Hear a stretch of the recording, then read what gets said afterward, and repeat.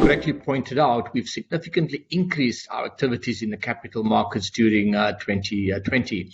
We issued firstly 7 billion renminbi of bonds here in the Chinese interbank bond market during the first 6 months of 2020.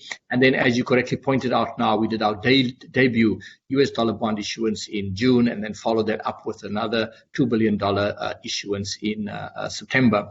And the backdrop to that is the significant program the bank announced with respect to COVID-19. As you know, the New Development Bank is owned by 5 shareholders: Brazil, Russia, India, China, and South Africa. And these 5 are, in fact, the top 5 countries outside of the US that have been significantly impacted upon by the virus. As you know, the pandemic broke out here in China. We were, in fact, the first bank to respond to the pandemic needs here in China by providing a 7 billion renminbi facility to the government of China.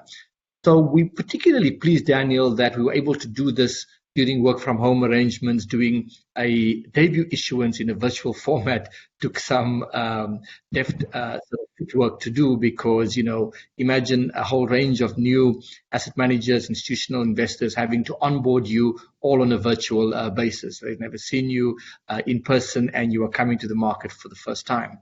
So that was quite a tricky but very exciting process to go through as well. It kept us on edge, but it's been a very successful period.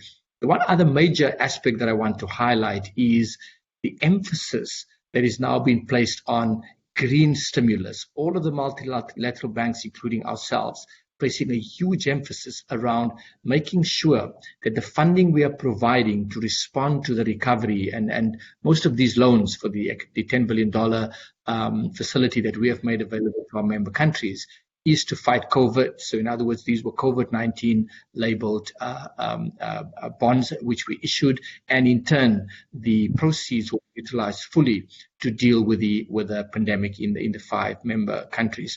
So we're trying to ensure that in the way that these 5 countries respond with regards to the economic recovery activities, that they do so in such a manner that they stimulate more green activities in their respective countries.